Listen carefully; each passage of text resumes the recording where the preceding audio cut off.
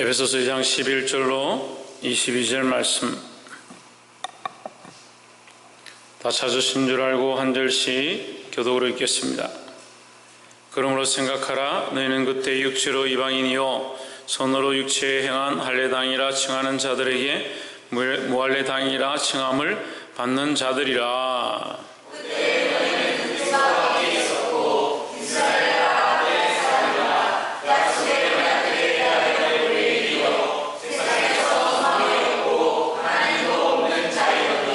이제는 전에 멀리 있던 너희가 그리스도 예수 안에서 그리스도의 피로 가까워졌느니라.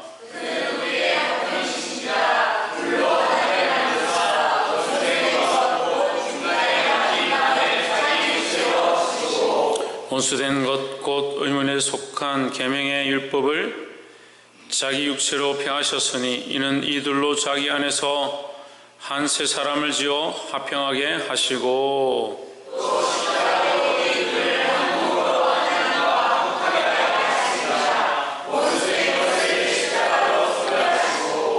또 오셔서 먼 데 있는 너희에게 평안을 전하고 가까운 데 있는 자들에게 평안을 전하셨으니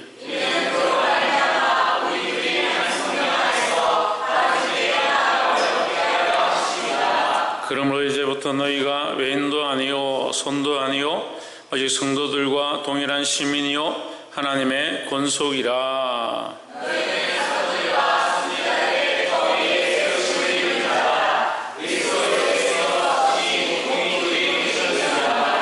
그의 안에서 건물마다 서로 연결하여 주 안에서 성전이 되어가고 너희도 성령 안에서 하나님이 거하실 처소가 되기 위하여 그리스도 예수 안에서 함께 지어져 가느니라. 아멘. 기도하겠습니다. 살아계신 하나님, 죽을 수밖에 없는 이미 죽었던 우리를 그리스도의 피 흘리심과 십자가의 은혜로 살리심을 감사합니다. 이것을 받을 자격이 없는 우리에게 선물로 허락하셔서 하나님 나라의 참 소망을 꿈꾸게 하심을 또한 감사합니다. 하지만 어리석은 인생들이 여전히 세상에 매이며 육체에 사로잡혀서 하나님 나라를 바라보지 못하고 뒤의 것을 바라보고 앞의 것을 잊어버려 있는 우리의 모습들 용서하시고 이제 우리가 이 말씀을 나눌 때에 하나님 마음으로 바뀌어지게 하시고 하나님을 사랑하는 마음과 성령의 인도함 가운데 굴복할 수 있도록 간섭하여 주시옵소서. 특별히 조명하셔서 아버지의 뜻을 알게 하시고 아버지의 마음을 가지며 아버지의 눈물을 가질 수 있도록 우리 안에 가르쳐 주시옵소서. 주께서 우리를 하나로 인도하심을 감사하고 살아계신 예수 그리스도 이름으로 기도하옵나이다. 아멘. 할렐루야. 우리 옆에 상기사합시다. 사랑합니다. 축복합니다. 말씀의 제목을 한번 읽어봅시다. 시작. 십자가로 소멸하였다. 그럼 십자가로 무엇을 소멸하였을 것 같습니까? 우리의 죄를 소멸했을 것입니다. 우리의 죄가 소멸되면 죄로 말미암은 결과는 뭡니까? 사망이니까 사망도 소멸된다. 그래서 우리가 십자가를 믿고 십자가에 달리신 예수 그리스도를 믿으면 우리의 죄가 없어질 뿐만 아니라 우리에게 다시 죽음이 없다라는 거죠. 그러면 우리는 지금 왜 이 죽음을 맛보아야 되고 앞으로 죽게 될 것들을 생각해야 하는가, 이런 질문을 할 수 있습니다. 그것은 이미 우리에게 주어진 육체다. 이미 우리가 이 씨를 따라서 우리에게 육체를 따라서 혈통을 따라서 이미 육체가 주어졌기 때문에 이 육체에 사는 것은 단번 사는 것이다. 그래서 우리에게 그러면 십자가로 소멸된 게 뭐냐? 이 죄로 말미암은 죽음, 그러니까 영원한 형벌의 죽음이 없다라는 거죠. 그래서 지금 우리가 새 생명을 얻어서 살아가는 것은 지금 육체로 보이진 않지만 우리가 이것을 알고 즐거워한다. 하나님 나라를 바라보고 즐거워한다. 또한 이 육체가 소멸된다 하더라도 우리에게 영원한 하나님 나라가 있기 때문에 우리가 썩을 이 몸에 소망하는 것이 아니고 우리가 새롭게 되어질 그것, 그 육체와 그 영혼 가운데 우리가 죽을 것이 아니라 새롭게 되어진 몸은 영원히 살게 되니까 우리는 영원한 것들을 기대하는 것이다 라는 겁니다. 그렇지만 믿지 않는 자, 십자가를 알지 못하는 자들은 그들은 살아난다 하더라도 결국 죽기 위하여, 다시 말해서 형벌을 받기 위하여 살아나는 것이니까 그것은 정말 심판이 되는 겁니다. 참 심판이다 하는 거예요. 십자가로 소멸될 것들을 바라보지 마시기를 주의 이름으로 축복합니다. 조혜준 뭐로? 무엇으로 소멸된다고? 그래, 십자가로. 박희성 뭐로 소멸된다고? 뭐가? 네가? 죄가 소멸된다. 우리 육체가 죄로 말미암은 것들이 소멸된다. 사라질 것이다. 소멸된다는 건 사라진다, 없어진다는 거예요. 예. 없어질 것들. 결국 죄로 말미암은 건 육신으로 말미암은 것, 욕심으로 말미암은 것들, 자기를 사랑하는 것들과 교만한 것들, 결국 없어질 것들이다. 여러분, 없어질 것들을 바라보지 말고 없어지지 아니할 것, 영원한 것들, 그 하나님 나라의 소망을 두기를 주의 이름으로 축복합니다. 2장 11절에 그러므로 생각하라. 너희는 그때 육체로 이방인이요 손으로 육체에 행한 할례당이라 칭하는 자들로부터 할례를 받지 않은 무리라 칭함을 받는 자들이라. 예, 이거 두 번 돌려서 어렵게 말했는데 쉽게 말해서 너희는 육체로 볼 때, 너희는 인간적으로 볼 때 이방인이었다. 또한 뭐였다? 무할례당이었다. 할례를 받지 못한 자들이었다 이 말이죠. 할례를 받지 못했고 이방인이었다. 같은 말이에요. 그러니까 할례 받지 못한 자, 결국 이방인들이 할례를 받지 못했다. 예, 다 100%냐? 99.99%냐? 라고 뭐 따질 수 있겠지만 어쨌든 통상적으로 할례 받지 못한 자 이방인이다. 그럼 할례 받은 자는 누구냐? 하나님의 백성들이고 선민들이다. 하나님께서 택하신 이스라엘 백성들을 할례당이다. 할례 받은 자, 그럼 왜 할례당이냐? 아브라함에게 하나님께서 언약을 맺을 때, 뭘 하라고 하십니까? 왜 할례를 하라는 거예요. 남자로 난 자들은 다 할례를 받아라. 그래서 할례를 받은 겁니다. 그래서 아브라함으로 말미암은 언약의 후손들, 아브라함의 언약의 후손은 뭘 의미한다 했습니까? 뭘 의미한다 했습니까? 천정민 집사님, 양육수 사모님, 왜? 믿음의 조상이죠. 믿음의 조상. 아브라함으로 말미암은 조상은 믿음의 조상이다. 왜? 믿어 구원을 얻은 자의 표본이 누구냐? 아브라함이라는 거죠. 그리고 아브라함을 믿음의 조상이라 하죠. 우리가 부를 때 아브라함을 믿음의 조상이라 하죠. 그렇게 안 합니까? 그럼 다르게 부르는 게 있습니까?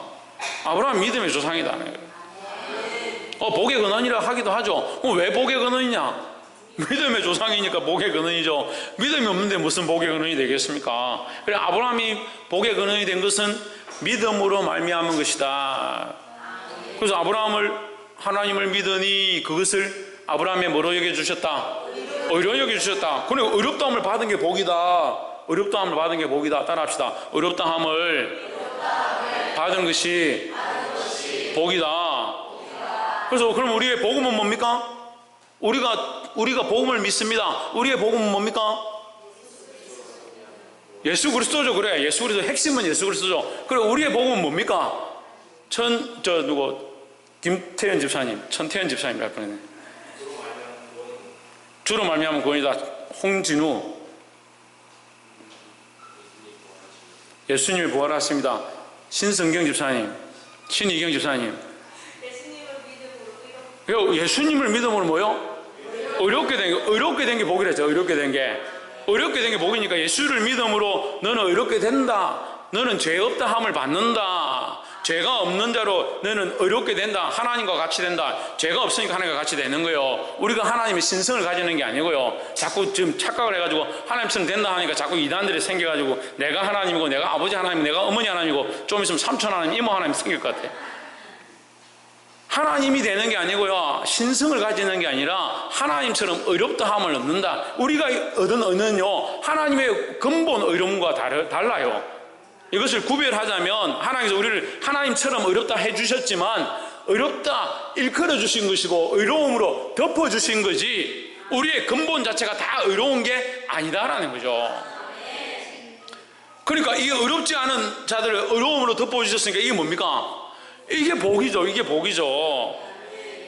아브라함이 의롭느냐? 우리 지금 창세기 공부하고 있습니다만, 목요일 내일도 공부합니다만, 아브라함 우리 공부해보니까 이거 의롭냐? 아브라함만큼 쪼잔한 사람이 없어요. 제가 만약에 사모님 데리고 어디 나가가지고 내 모르는 사람이고 내 그냥 여동생이고 뭐 이렇게 한다면 여러분 뭐라 생각하겠습니까? 뭐 목사도 아니다 이러겠죠. 근데 아브라함이 가가 뭐랍니까? 내 누이다. 혹시나 바로가 나를 그 대신들이 나를 해할 수도 있다. 그래서 너는 어여뻐서, 너가 너무 예뻐서, 이 지금 법도 제대로 없고 공권력도 별로 없고 경찰들도 뭐 없고 이런 때니까 너희 너무 예뻐서 잡아가거나 왕이 내 나라 하면 내가 위험해질 수 있으니까 너 그냥 내 누이라 해라. 그래서 사례이로 하나님께서 바로의 집안에 재앙을 내니까 바로가 놀래가지고 네가 어찌하여 나에게 이렇게 악을 행했느냐, 불의를 행했느냐 이렇게 하면서 재물을 주면서 빨리 나가라 하죠. 애굽에서 나가라는. 그리 쪼잔한 사람이 없어요. 그리 한 번 그랬으면 정신을 차렸는데 또 다른 데 가서 또 그럽니다. 내 누이다. 김유신 장로님, 이현실 권사님 어디 가서 내 누이다 이렇게 안 하잖아요. 예? 사랑하는 사람이라 하지 누가 누이라 하겠습니까? 그런데 하나님께서는 어떻게 보신다? 하나님 그를 의롭다 여겨주신다. 그것은 사람의 공로가 아니다 하는 거죠. 사람의 공로가 아니기 때문에 사람의 공로로서 의로워질 수 있는 것이 아니다라는 겁니다. 그래서 우리는 율법으로 말미암아 구원을 얻을 수 있느냐, 이제 이렇게 다시 돌아가서 보는 거죠. 율법으로 말미암아 구원을 얻을 수 있느냐, 사람이 온전치 않기 때문에 이게 안 된다는 거죠. 그럼 율법으로 말미암아 구원이 없는데 왜 하나님이 우리에게 율법을 주셨냐? 그 하나님밖에 없음을 알게 하려고요. 그럼 십자가로 우리가 뭘 알게 하느냐? 그럼 구약은 율법이고 신약은 뭐요? 십자가면 십자가는 왜 주셨느냐? 우리의 힘으로 구원을 얻을 수 없으면 알게 하려고요.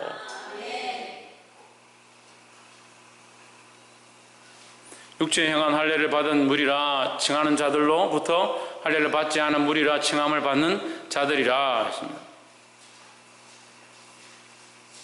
그 율법으로 우리가 의롭다함을 받지 못했다.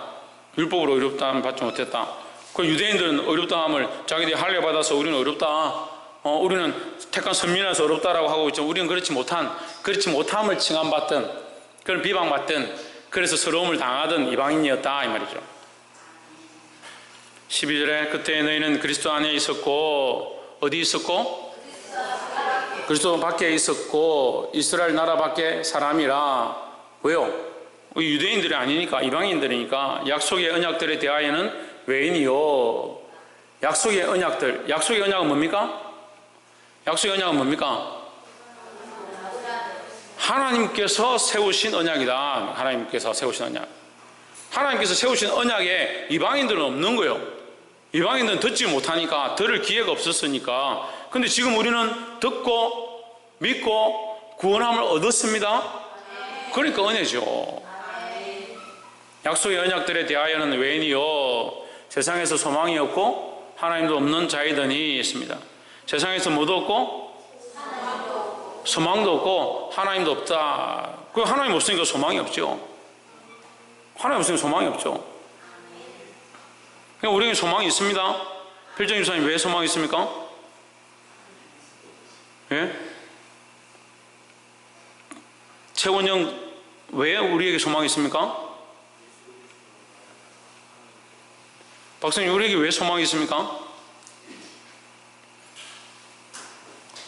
물어볼 사람도 없네. 정순 권사님 왜 우리에게 소망이 있습니까? 왜? 하나님이 있으니까요. 말씀이 그렇게 얘기하잖아요. 소망이 없고 하나님 없으니까. 그 하나님 없는 자 소망이 없는 거예요. 그런데 왜 우리에겐 지금 소망이 있습니까? 하나님이 있으니까요. 옆에서 한번 보시죠. 하나님이 당신 안에 있다면 소망이 있습니다. 하나님이 우리 안에 계시면 이제 소망이 있는 거예요.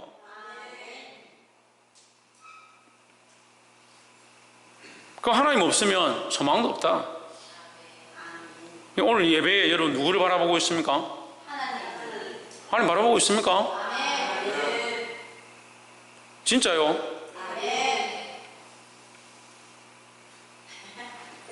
하나님 바라보고 있다는데 저는 왜 답답하지?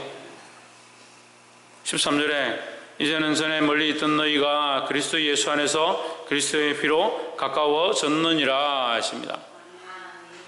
그리스도의 피로 말미암아, 그리스도 예수 안에서 그리스도의 피로 말미암아 가까워졌다. 어디로 가까워졌습니까? 하나님께로 아닙니다. 여러분 잘 알아야 되는데 이 하나님께로가 아닙니다. 그럼 어디로 가까워졌겠습니까? 예수님께로도 아닙니다. 어디 가까워졌을 것 같아요? 물론 넓은 범위에서 하나님께로, 넓은 범위로 그리스도에게로도 되지요. 그리스도 예수 안에서 그리스도의 피로 가까워졌느니라. 어디로 가까워졌느냐? 예? 구원으로, 언약으로, 천국으로. 예. 또 지금 우리 본문을 가지고 하잖아요. 본문에서 뭐라 합니까? 멀리에서 가까워졌다. 또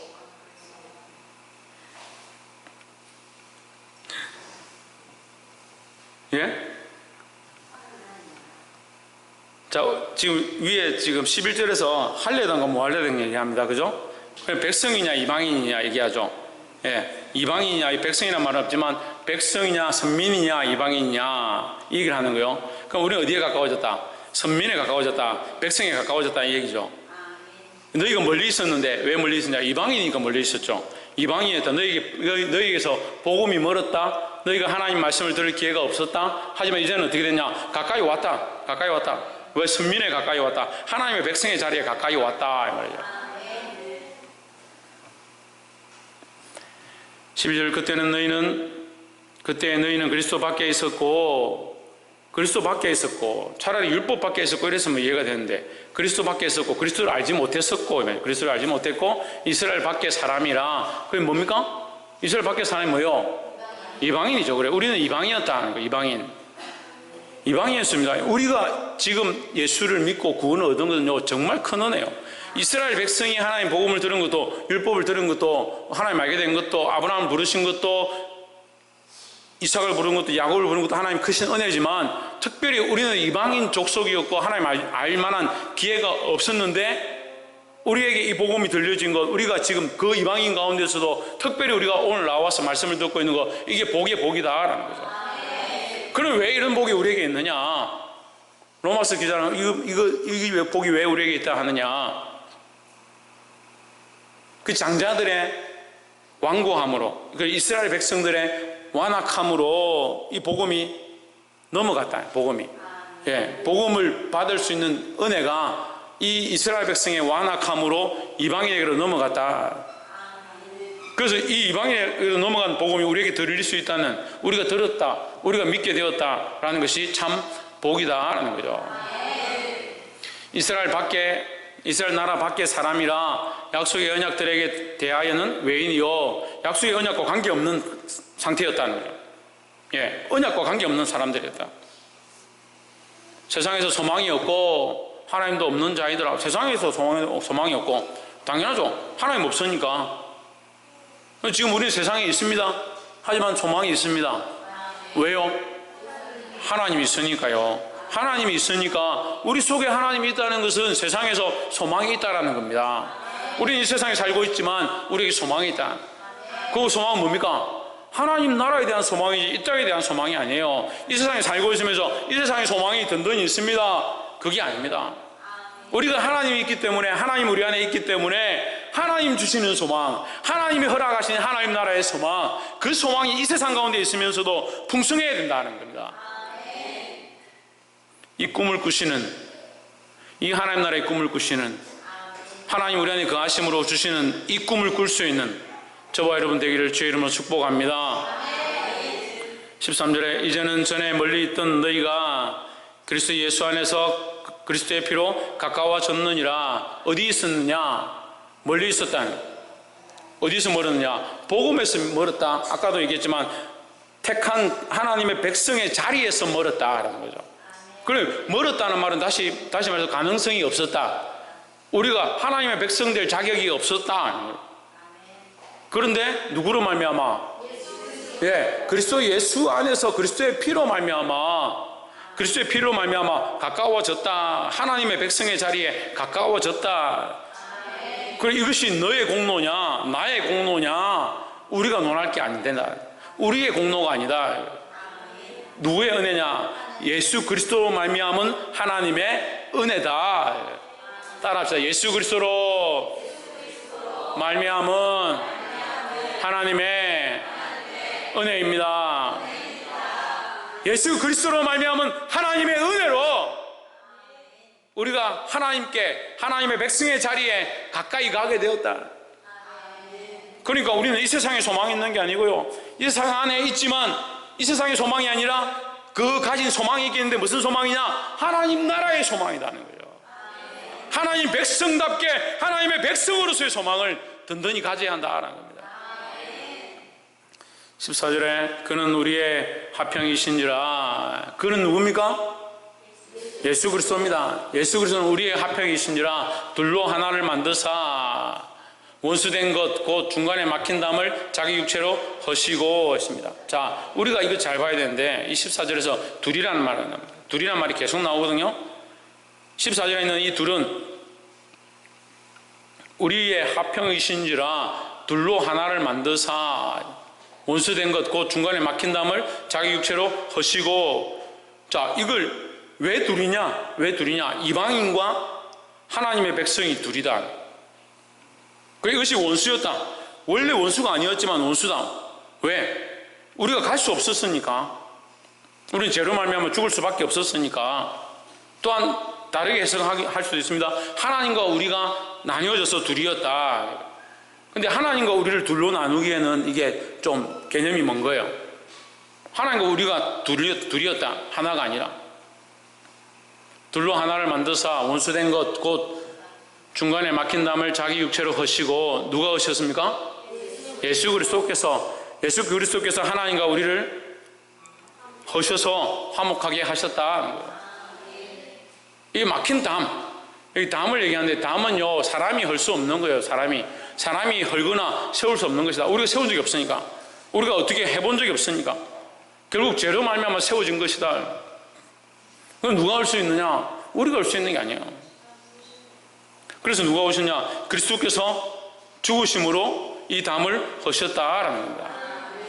예, 넓은 의미로 하나님과 우리의 사이에 담을 허셨고, 좁은 의미로 택한 자와 택하지 않은 자, 그 하나님의 선민과 이방인의 담을 헐어서 이방인도 누구나 그리스도를 믿으면 그 담을 넘어서 선민의 자리 가운데, 백성의 자리 가운데 나오게 하셨다라는 거죠. 무엇으로 하셨다? 무엇으로 하셨습니까? 예, 육체로 하셨다. 지금 뭐 말씀을 안 봅니까? 무엇으로 하셨습니까? 뭘 하셨습니까? 예, 막힌 담을 하셨습니다. 15절 원수된 것 곧 의문에 속한 계명의 율법을 자기 육체로 폐하셨으니. 법조문으로 된, 예, 법조문이란 뭐예요? 법조문이란 뭘 의미하는 겁니까? 예, 율법을 의미하는데 법조문의 의미가 뭐겠습니까? 최원영? 지켜야 하는 것, 그렇죠? 율법이니까 지켜야 하는 것이죠. 법조문이란 조항입니다. 그죠? 이렇게 하지 않으면 이렇게 된다. 10년 이하의 징역을 받는다. 500만 원 이하의 벌금을 받는다라고 되어진 것이 법조문이다. 이 행한 것에 대한 그 행위의 대가를 지불하게 되는 게 법조문이다 하는 거죠. 그래, 여기 재성에는 의문이라 되어 있는데, 의문. 이것이 계명이죠. 하지 않는다는 정령 죽으리라 하시니까 이것이 법조문이다 하는 거죠. 이 법조문은 뭘 가리킵니까? 뭘 가리키겠습니까? 하나님의 공의를 가리킵니다. 하나님 우리에게 뭘 요청하시냐? 우리에게 계속 요청하십니다. 뭘 요청하십니까? 공의를 요청하십니다. 근데 문제는요, 우리는 이 하나님의 공의를 만족해 할 수가 없다라는 거죠. 하나님의 공의를 만족해 할 자격도 안 되고 그런 능력도 안 되는 거예요. 그래서 우리는 뭘 붙잡습니까? 예수 그리스도의 십자가를 붙잡는 겁니다. 우리가 이 하나님의 공의를 만족해 할 수 없기 때문에 예수 그리스도의 십자가를 붙잡는 거예요. 법조문으로 된 계명의 율법을 폐하셨으니 했습니다. 계명에 뭘 폐했다? 율법을 폐했다. 예, 계명의 율법은 결국 뭘 가르치냐? 법조문을 가르치는 겁니다. 그리고 법조문을 폐할 수 있는 것은 예수 그리스도의 그 몸으로 말미암아, 그 몸으로 그 다음을 하셨으니까 예수 그리스도의 육체를 몸으로 말미암아 하나님이 세우신 이 법조문을 폐했다. 왜 폐했습니까? 또 물어봅시다. 오늘 도대체 왜 이런지 모르겠네. 지난 주일부터 계속 예배 시간에 이 설명해 주세요.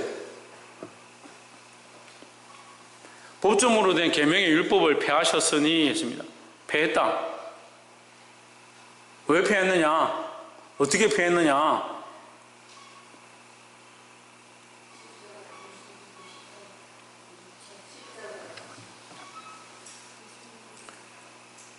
법조문을 어떻게 폐할 수 있습니까? 정종희 목사님, 법조문을 어떻게 폐할 수 있습니까? 예. 김승수 목사님 어떻게 폐할 수 있습니까? 예. 구원을 받을 수 없으니까 폐했습니다. 예, 맞습니다. 김계순 목사님, 어떻게 폐했습니까?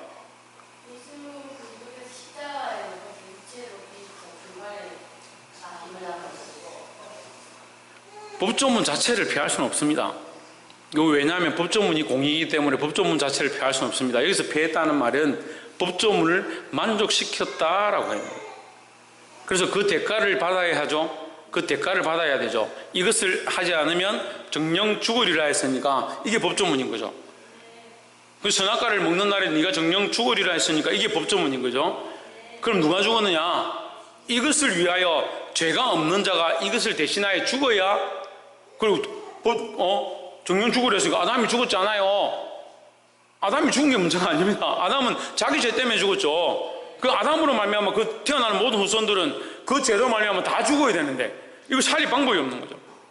그럼 죄가 없는 자가 정령 죽으리라 했던 이 법조문을 만족해야 되는 거예요. 징역 10년을 누군가 살아야 되는데 누가 살았냐? 예수님이 그 몸으로 사셨다. 지금 본문이 그 얘기를 하는 거예요. 그 몸으로 그 다음을 하셨다는 것은 죽을 수밖에 없는 우리를 위하여 그가 대신 그 몸으로 이 법조문을 만족해 하셨다라는 거죠.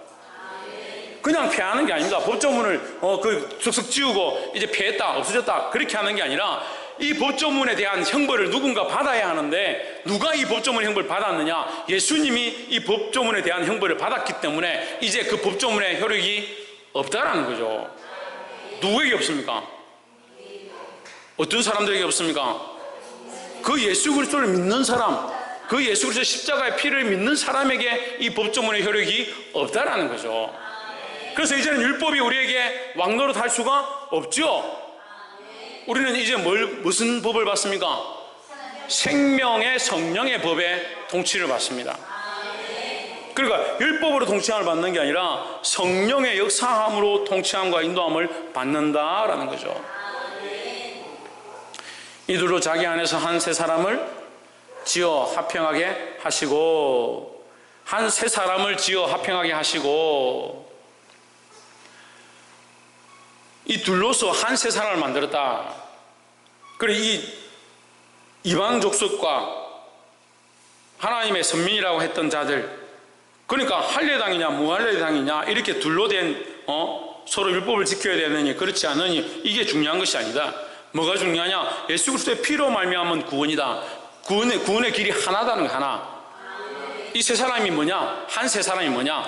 예수 그리스도로 말미암아서 새 사람 되어지는 이 유일한 길. 그래서 예수 그리스도로 말미암아 새 사람 되어지는 한 세 사람 이 말이에요. 그래서 율법으로 말미암은 것도 아니고 너희의 선한 행실로 말미암은 것도 아니고 볼 수 있기를 주의 이름으로 축복합니다. 새 사람을 지어 화평하게 하시고 했습니다. 하나님의 방법은 뭐냐? 하나님의 방법은 화평입니다. 화평. 그래서 목사님 화평인데 왜 화평하게 안 하고 뭐 사람들 뭐라 하고 합니까? 그 화평을 얘기하는 게 아니요. 사람들끼리 화평한 것이 아니라 하나님과의 화평을 얘기하는 거예요. 16절에 또 십자가로 이들을 한 몸으로 하나님과 화목하게 하려 하심이라. 이 둘이 뭡니까? 율법을 쫓아가는 자들과 복음을 이제 들은 자들과 이방인들과 다 포함되는 거예요. 이 사람들이 결국 십자가 안에서 각각 따로 구원을 받는 것이 아니라 오직 십자가로만 하니까 한 몸이다 하는 거죠. 한 몸으로 하나님과 화목하게 하려 하심이라. 원수된 것을 무엇으로 소멸하시고? 십자가로 소멸했다. 그리고 이제는 원수가 아니다는 거죠. 그래서 이 넓은 의미에서 하나님 안에 십자가로 말미암아 원수된 게 소멸되었으니까 이제 하나님과 하나 되어서 화목함을 누린다라는 겁니다. 17절 또 오셔서 먼데 있는 너에게 평안을 전하고 가까운 데 있는 자들에게 평안을 전하셨으니 무엇을 전했다? 평안을 전했다. 그 평안은요, 따라합시다. 평안은 성령의 적극적인 역사입니다. 성령이 우리 안에 오시면요, 우리 안에 뭐가 있냐? 평안이 있는 겁니다. 성령이 우리 안에 오시면요, 평안이 있는 거예요. 불평불만이 왜 나오는 줄 압니까? 왜, 천정민 주사님, 왜 불평불만이 나올 것 같아요? 예? 천정환 지사님, 왜 불평불만이 나올 것 같아요?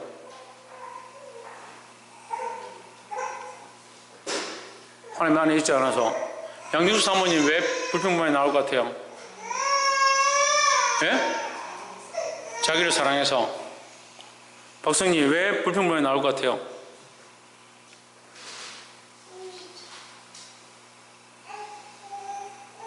최원님, 왜 불평불만이 나올 것 같아요? 그걸 평안이 없어서 그렇죠. 지금 평안에 대해서 얘기하니까 평안이 없으면, 그걸 왜 평안이 없겠습니까, 그러면? 왜? 성령이 없으니까요. 평안을 우리에게 주셨는데요, 예수님께서 우리에게 평안을, 내가 너에게 평안을 주느라, 내가 주는 평안은 세상이 주는 평안과 같지 아니하니 세상이 줄 수 없는 평안을 너에게 주노라 하셨습니다. 그 세상이 줄 수 없는 평안이 어떻게 우리에게 오느냐? 예수님이 평안을 주시는 건요, 그 전에 제자들에게 평안을 주노라는 소리를 안 했습니다. 근데 예수님께서 십자가에 못 박히기 전에 내가 너에게 평안을 주노라 하고, 예수님이 부활하고 나서 제자들에게 숨을 내쉬면서 평안을 외칠 때에 성령을 받으라 하십니다. 그러니까 성령 안에 있으면, 어디에 있으면? 성령 안에 있으면, 김정신 장로님, 어디에 있으면요? 성령 안에 있으면, 지대현 어디 안에 있으면? 성령 안에 있으면, 성령 안에 있으면 평안한 거요. 성령 안에 있다는 건 성령의 이끌림을 받고요, 성령이 원하시는 생각들을 하는 겁니다. 내가 원하는 생각, 내가 기뻐하는 생각, 내 생각이 옳다라고 하는 생각, 그것이 아니라 성령의 인도함을 받는다. 생각이 성령의 인도함을 받지 못하니까 계속 뭐합니까? 불평불만하는 거예요. 자기 생각을 끝없이 얘기하는 거예요. 이게 성령이 기뻐하시는지 안 기뻐하시는지 계산도 안 합니다. 하다못해 한 번 생각이라도 해보면 되는데 계속 끊임없이 자기 생각들을 계속 내뱉는 거예요. 그래서 그게 주의 뜻인 것처럼 자꾸 말해요. 와, 이렇게 하는 게 주의 뜻이고 이렇게 하는 게 교회를 잘 평안하게 하고, 자기 생각을 얘기하면서. 그래서 제가 물어보는 거예요. 그런 얘기를 막 한 사람한테 물어봐요. 그러면 당신은 그 생각이 성령이 주신 생각이라 생각하느냐? 거기 성령께서 주신 마음으로 지금 말하느냐? 제가 물어봤어요. 대답을 못해요. 우리에게 왜 평안이 없느냐? 왜 마음의 평안을 찾지 못하냐? 성령이 이끌린 삶을 살지 못하니까. 여러분, 이것은 우리가 적극적인 모양들을 가르치는 겁니다.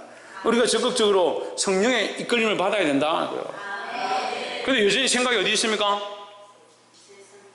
세상에 대해서 얘기하는데 지금 본문은 뭐를 가르치냐면요, 율법과 성령의 법에 대해서 얘기하는 거예요. 우리가 이제는 율법에 매여 있는 게 아니고요, 육신의 법, 율법, 죄의 법으로 말미암아 죽을 것에 대해서 얘기하는 게 아니라 생명의 성령의 법에 들어왔다는 거죠. 그 말은 생명의 성령의 법 가운데 있다라고 하면서 성령의 이끌림을 받지 못하니까 뭐가 없냐? 평안이 없는 거예요. 성령 안에 있다, 성령의 이끌림을 받는다, 성령께서 나를 어떠한 것 가운데도 세상이 끊을 수 없는 하나님의 사랑으로 우리를 이끄신다 라고 생각하면 평안하죠. 근데 그 성령에 이끌리지 못하는 겁니다. 성령이 우리를 이끄시고 우리에게 평안을 주신다라는 믿음 가운데 있지 못하고 자꾸 자기 스스로 어떻게 하냐? 죄로 정죄하고요, 비방하고요, 자기도 정죄할 뿐만 아니라 다른 사람도 자꾸 정죄하고 다른 사람도 자꾸 비방하는 거예요. 똑같이 비방할 수 있습니다. 똑같이 우리가 잘못된 것을 책망할 수 있습니다. 하지만 그것이 살리는 목적이냐 죽이는 목적이냐. 근데 우리의 입술이요, 이게 잘 안 됩니다. 성령에 이끌려서 영혼을 살리기 위하고 하나님의 마음으로 말하는 게 잘 안 돼요. 그걸 자꾸 어떻게 합니까? 찌르고 비방하고 비판하고. 물론 비방하고 비판하는 것도 필요합니다. 하지만 그것이 망하게 하려고 하느냐, 아니면 살리려고 하느냐, 성령이 이끄시는 대로 하려고 하느냐, 죄의 율법으로 정죄하려고 하느냐, 이걸 분명히 알아야 됩니다. 분명히 알아야 됩니다. 그 어떤 사람들은 이렇게 합시다 해놓고 목사님 맨날 뭐 안 되면 정죄하고 막 책망하고 그렇게 하더라. 그러면 제가 할 일이 없어서 죽이려고 계속 지금 정죄하겠습니까? 여러분 왜 똑바로 안 삽니까? 왜 주일 안 지킵니까? 왜 예배를 똑바로 안 합니까? 왜 죽이려고 하겠습니까? 죽이려고 하는 사람들 여기 뭐 하려고 모았겠습니까? 이것이 살리는 일인지 성령의 일인지, 이것이 율법의 일인지 정죄의 일인지 죄의 문제인지 볼 수 있어야 된다는 거죠. 우리가 같은 일을 하고 있고 같이 연자맷돌을 돌리고 있고 같이 밭을 갈고 있지만 똑같은 일을 하고 있어도 하나는 데려가면 당하고 하나는 버려둠을 당한다. 우리가 어느 방향에 서 있는가? 이것이 율법의 일인가? 이게 성령의 일인가? 그 분별하는 마음들이 있어야 됩니다. 그러니까 평안함이 자꾸 없어지는 거예요. 성령에 이끌리지 아니하고 자기 생각에 도취되고 자기 감정에 도취되고, 자기 감정이 올라오면 말씀도 들리지 않고 하나님 뜻도 들리지 않고, 그 성령 충만 안에 없는 거예요. 여러분 안타까운 마음을 말씀드립니다. 성령 충만함에 있어서, 그 안에 있어서 참된 평안을 누릴 수 있는 저와 여러분 되시기를 주의 이름으로 축복합니다. 18절에 이는 저로 말미암아 우리들이 한 성령 안에서 아버지께 나아감을 알게 하려 하심이라. 결국 어디로 나아가냐? 성령으로 말미암아 아버지께로 나아간다. 그리고 이제는 내가 그리스도를 믿었으니까 어디 안에 있어야 되냐? 성령 안에 있어야 돼요. 성령 안에. 그래서 여러분 잘 모르는 사람들은 계속 기도하십시오. 하나님 우리에게 성령의 은혜를 주십시오. 성령으로 충만케 해주십시오. 성령을 느끼게 하시고 성령을 알게 하시고 성령으로 인도함을 받게. 여러분 기도해야 합니다. 기도해야 합니다. 제일 안타까운 사람들이 뭐냐면요, 모르는데 공부 안 하는 사람들이에요. 모르니까 공부 안 한다. 요즘 중학생들, 지금 초등학생들 학습이 뒤떨어진 애들이 많은데 왜 뒤떨어지냐 가보면요, 모르니까 공부를 안 해요. 수학도 모르니까 공부를 안 해요. 모르기 때문에 공부를 해야죠. 모르기 때문에 더 알려고 해야 되죠. 성령을 모르면 어떻게 되냐? 더 하나님의 적극적인 도움을 구해요. 하나님 나를 도와주십시오. 나는 성령에 대해서 너무 무능한 것 같습니다. 너무 모르는 것 같습니다. 나를 도우셔서 성령님 내게 더 오시고 나를 더 만져주시고 성령의 은혜 가운데 더 깊이 들어가도록 인도하여 주시옵소서. 그런 기도를 하면 되잖아요. 아이 나는 성령 잘 몰라? 성령 뭔지 모르겠어. 나는 안 할래. 자기가 왜 성령을 제안하는? 그거 하나님이 하시는 일이죠. 다시 말씀드리면 성령의 역사는요, 내가 오게 하고 가게 하고 할 수 없어요. 그래서 그럼 오게 하고 가게 할 수 없는데 왜 기도합니까? 그거 하나님께 하는 거죠. 하나님의 성령을 내게 부어주십시오. 난 성령에게 구하는 게 아니에요. 누구에게 구합니까? 하나님께 구하는 거죠. 하나님의 역사가 성령을 통해서 내 안에 흘러오길 구하는 거죠. 그리고 이게 얼마나 좋은 기도의 방법이냐. 날마다 따라합시다. 날마다 성령을 구합시다. 성령을 구합시다. 19절 그러므로 이제부터 너희가 외인도 아니요 나그네도 아니요, 지금 위에서 얘기한 거죠. 이방인들과 백성과 이런 모양을 얘기하는 거예요. 외인도 아니고 이제 나그네도 아니다, 이방인도 아니다, 이제 오직 성도들과 동일한 시민이요, 예수 그리스도로 말미암아 담을 허시고 성령으로 하나 되게 하셨으니까 너희는 이제 뭐다? 동일한 하나님의 백성이다 하는 거예요. 동일한 시민이요 하나님의 그런 속이다. 한마디로 하나님의 백성이다 하는 거예요. 그러니까 어디에 이끌려야 된다? 성령에 이끌려야 된다. 성령에 이끌려야 된다. 20절에 너희는 사도들과 선지자들의 터 위에 세우심을 입은 자라. 사도들과 선지자들이 너희를 위하여 피 흘리고 그 위에 또 누가 피를 흘리냐? 예수 그리스도께서 피 흘리고 너희를 세웠다. 그러니까 너희 세움이 헛되지 않게 해라. 세움이.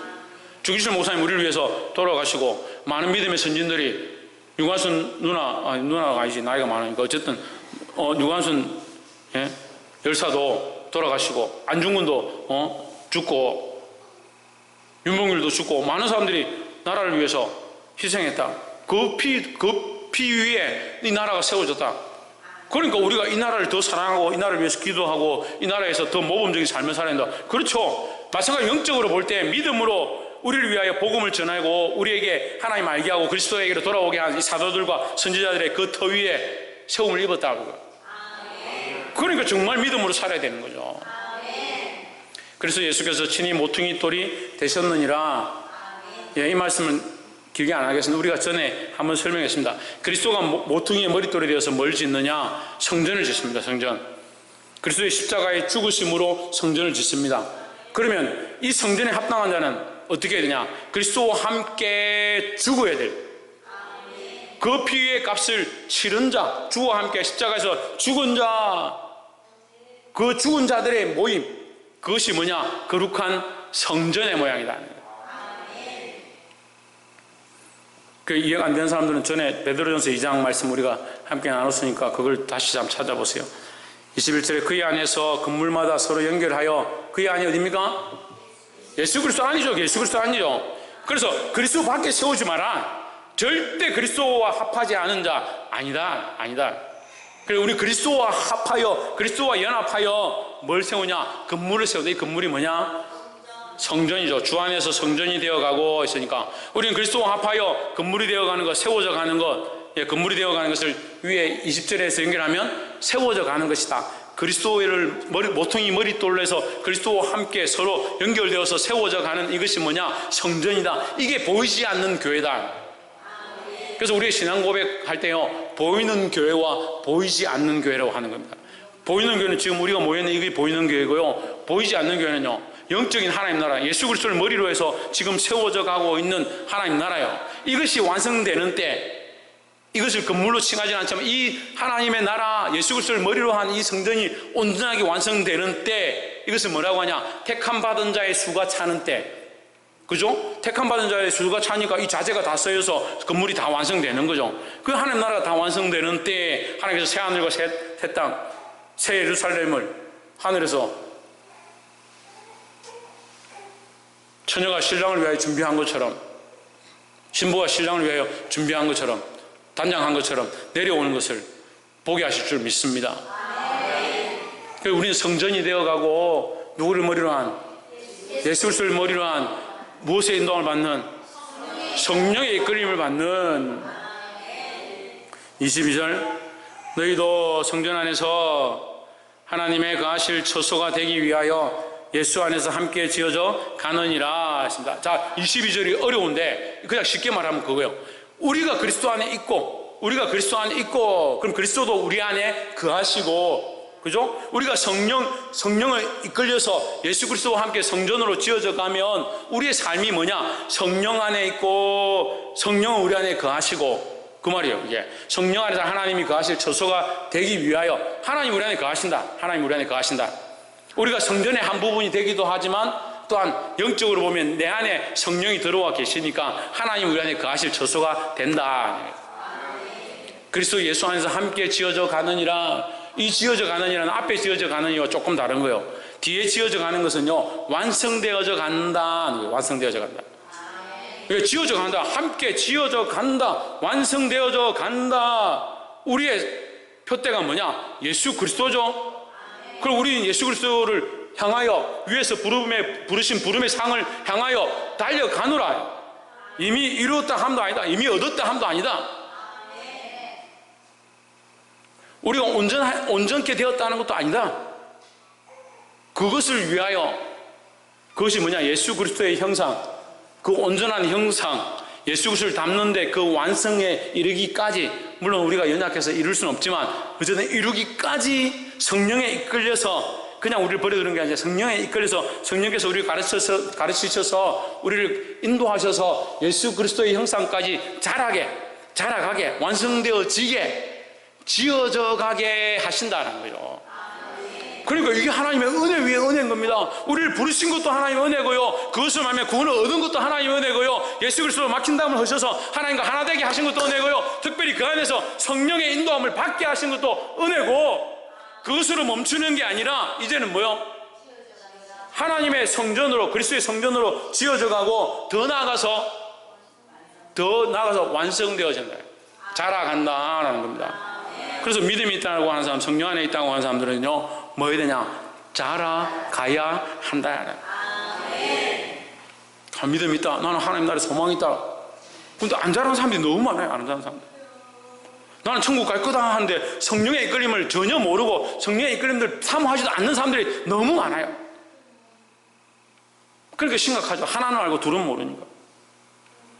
예수 그리스도를 믿는 사람들은 이미 성령의 인도함을 받기 시작했고요, 우리는 적극적으로 그 성령의 인도함을 받아서 어디까지 자라가야 되냐? 예수 그리스도 그 머리 대신 예수 그리스도의 모습까지 우리가 자라가야 한다는 거예요. 그리고 우리가 이거 다 이룰 수 없다 하더라도 우리는 여전히 성령에 이끌려서 이 형상을, 예수 그리스도의 형상을 닮아가기 위하여 몸부림칠 수 있는 저와 여러분 되시기를 주의 이름으로 축복합니다. 기도하겠습니다.